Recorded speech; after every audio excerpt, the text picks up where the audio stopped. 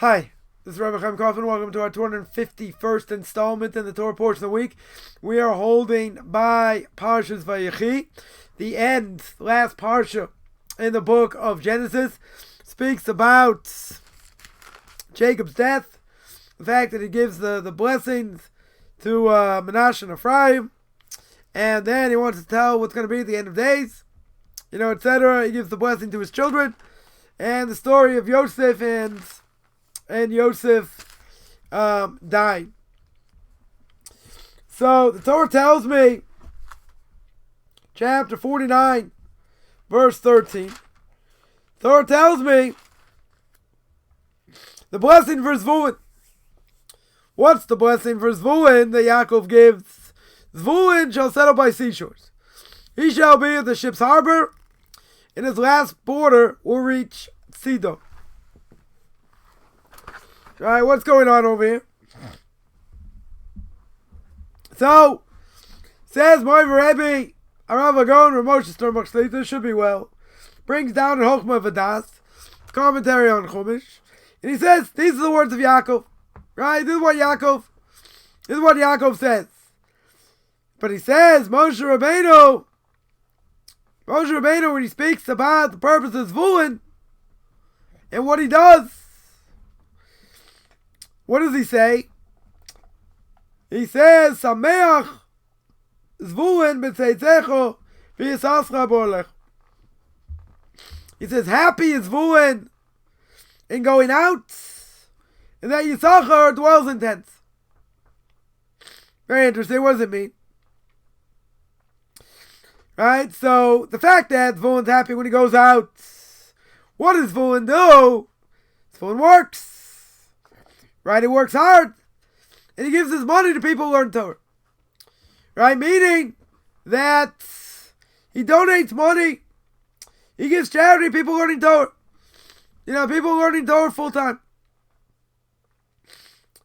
And when he leaves this world, he's going to have unbelievable portions of the world to come. Why?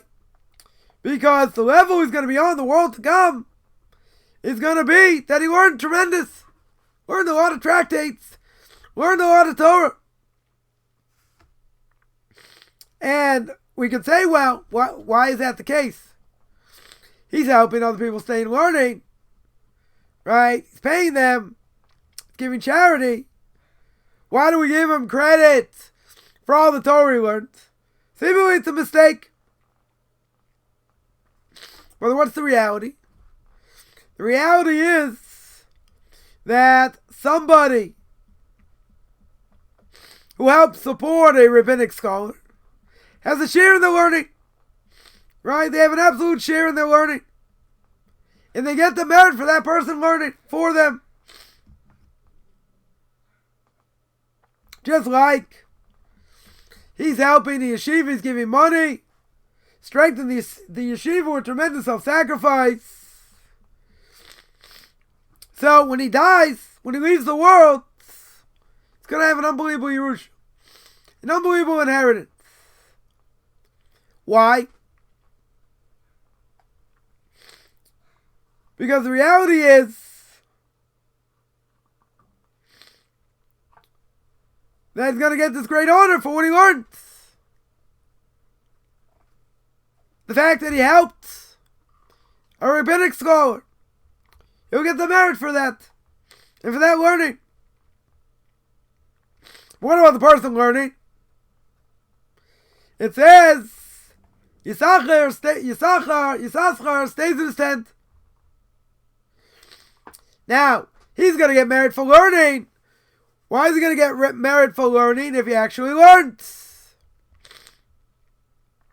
If he learned Torah with tremendous self-sacrifice.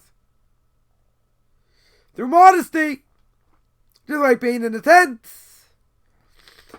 So, it goes both ways. The more Yisachar learns, more merit he gets. But he has to learn with Mesiras Nefesh. He has to learn with tremendous self-sacrifice.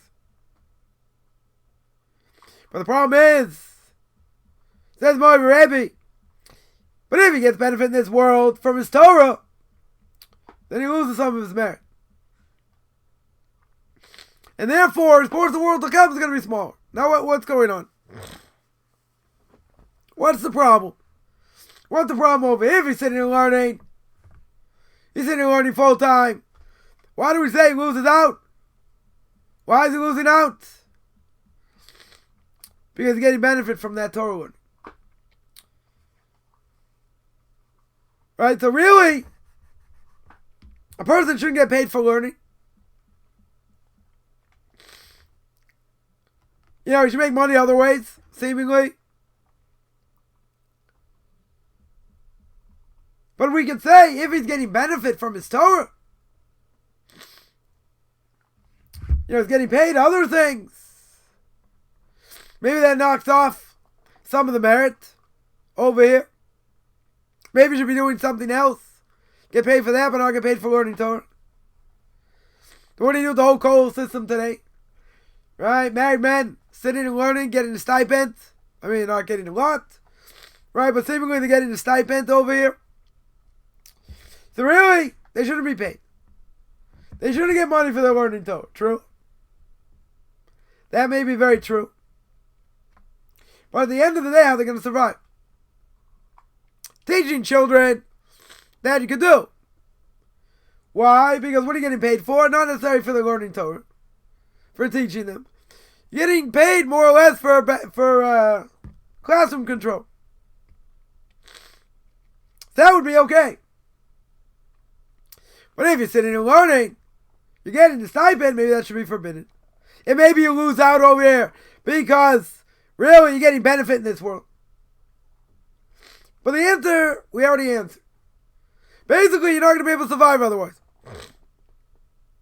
Well, you're not living solely off that stipend, but it helps. Right? The wife is working, etc. So, you know, people can make ends meet. Not going to be easy. Right? But it's self-sacrifice. So, the person learning has to have self-sacrifice. The person giving the money is going to have self-sacrifice. So you say, well, maybe it's not so hard because he's giving money. What self-sacrifice is that? Well, it's tremendous self-sacrifice. Because the fact that the person has money, he wants to keep it in his pocket. He wants to keep it in his pocket, doesn't want to give to others. Especially when people sit and learn. Why? Because the excuse will be, why should I give money to them? Why should I help them? They're not doing anything for the world. The Mishnah Pirkei Avos says in ethics of our fathers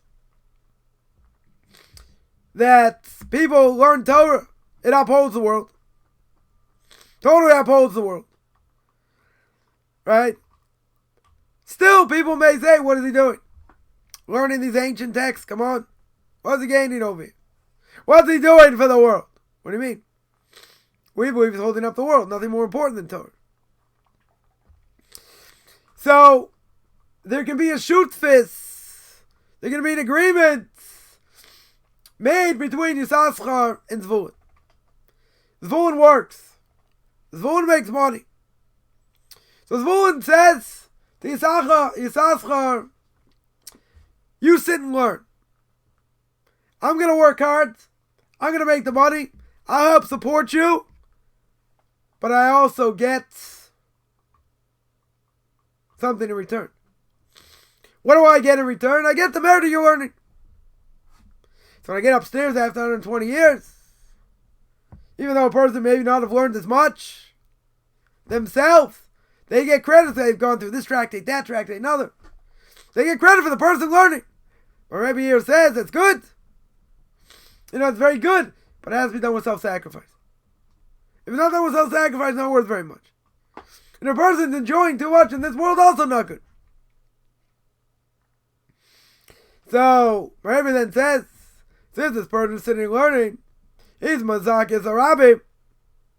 He's giving strength to others, whether in Torah or Chesed. Then the benefit he gets over here is forever. Why? Look what he's doing for the world. Look what he's doing for the world. He's giving to others. He's giving strength to others. And he gets merit every single day after he dies. the marriage continues and continues and continues. Forever.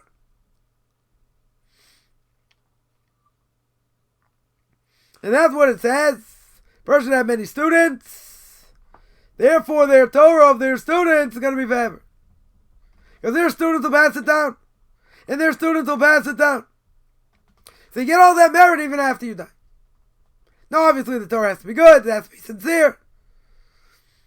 Etc. But, tremendous thing here. Because even after a person dies, he has students saying over his words of Torah. He's got a lot of students. That merit's forever. That merit continues.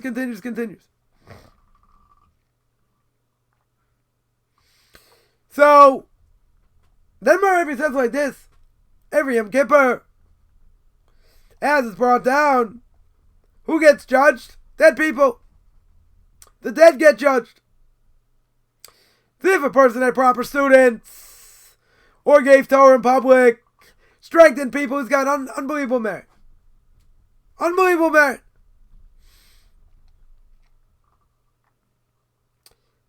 So therefore, it's going to come to a person when God judges him on Yom Kippur. Even after he died. Even many years after he's dead. Why? Because every year a person gets judged. If God sees the person has many students, and the many students giving over their Torah, that can make a major impact. Many years, even many years after the person died. Can't imagine. Can't imagine the merit over here. Then he says, but just the opposite, if a person gave money, the place is not fitting to give money to. They give money to a Reform synagogue. They give money to the UJA. Right? United Jewish Appeal. Or, an organization like that most of the money is wasted. It's given to stupid things. Things that are forbidden.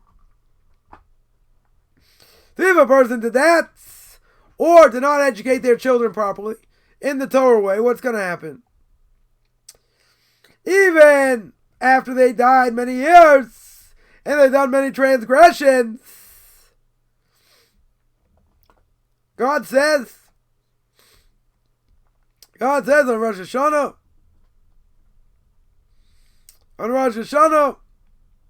the book of life and death are open. The book of life and death are open. It's talking about even dead people, not people who are alive.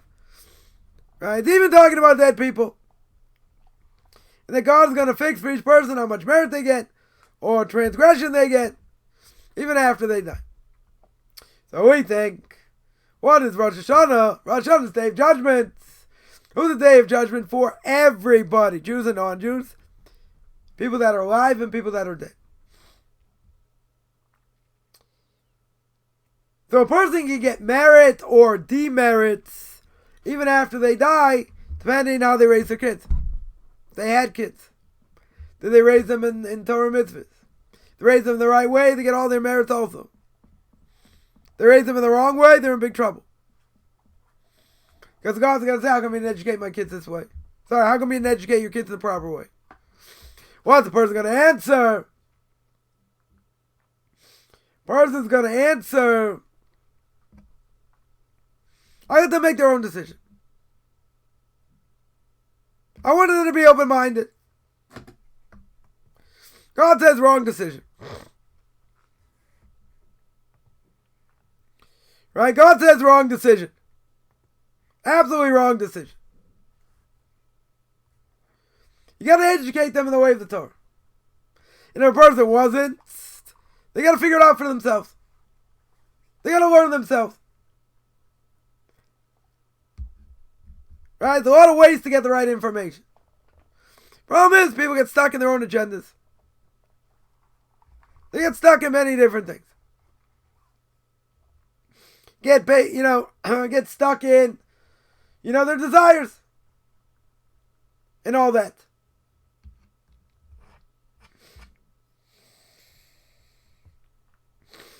So you can say it's not their fault. Well, whose fault is it? Parents have an obligation to educate their kids properly. according to the Torah. They don't, they'll pay the price where the kids come out.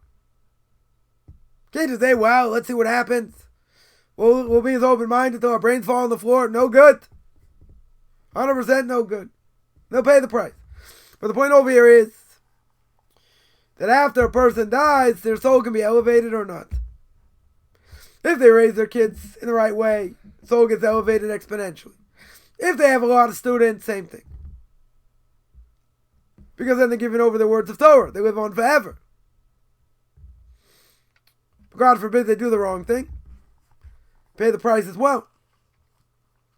So even on Yom Kippur, the dead get judged. And they can get judged in a positive way. They can get judged in a negative way. Right? It's what they leave behind, what they do. You know, how they get judged. They're kids. They had students. Right? Having students can help them tremendously. Because even if they did minor sins, they should be punished a lot. God can have mercy. Why would God have mercy? Because now you get all these extra merits. You got these extra merits that protect a person.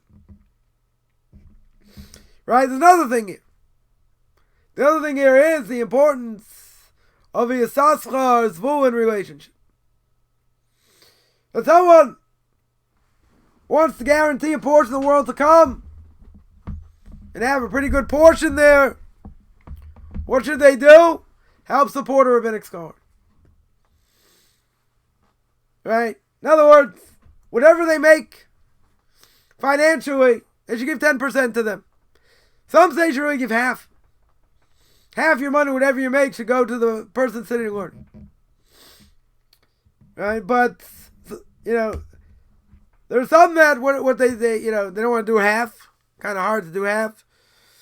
Right? But in general, let's say they do 10%. 10% is also good. Right? It certainly helps, you know, especially if a person makes a lot of money. You know, 10% going to give to charity anyway. But think about this. You're giving to something where you're getting the merit as if you learned yourself.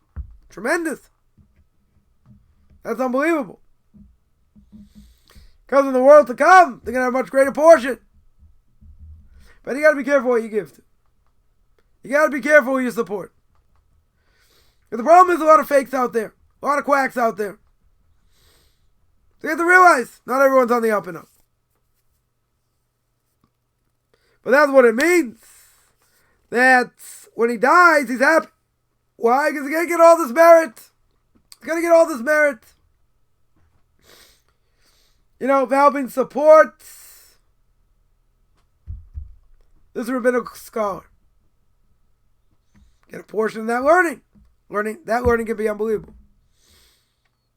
Right? They give a huge portion of the world to come. Give him a lot of credit even if he never learned these things. Because he's getting the merit of this person learning as well. You know, so that's eternal. That merit's eternal. And don't forget, as the Mishnah Pirkei Avos says, people who sit and learn Torah, they are doing the most important thing in the world. They're upholding the world. They're not just sponges. You know, not just, they don't want to work. They're upholding the world by their toiling in Torah. Right? That's not a small thing. And for a person to have a merit in that learning, that's the best charity to give. Also good to help needy brides. Right? Poor families. You know, but especially people sitting and learning. They deserve the most help. Because they're upholding the world. They're sacrificing for the Jewish people. Not easy. Learn 8, 9, 10, 11 hours a day. It's hard. Makes us weaker. Right? Makes the body weaker. Takes a lot of effort. And some people think, that appears the person's not doing much. Yeah, try it. Try and learn 7, 8, 9 hours. Tax your brain tremendously. Not easy. You know, so they're going to get the merit for learning, and they're going to give the merit to someone else as well because they're helping support. Right? Greatest act of charity a person can do. I want to remind everyone, class on duties of the heart every Tuesday, 9 o'clock Eastern Time. We're in the gate of self-introspection, self-accounting. Sunday, I have a class on Book of Leviticus chapter 15. That's 9 o'clock Eastern Time, 4 o'clock Israel time. Then I do Tanakh Talk, 12:30 Eastern Time, 7:30 Israel time. Then No Hide Nations, No Hide class, 2:30 Eastern Time, 9:30 Israel time. I do Q&As every Tuesday, Thursday, 10 o'clock Eastern Time, 5 o'clock Israel time. Perkei Avos every Saturday, 2 o'clock Eastern Time, 9 o'clock Israel time.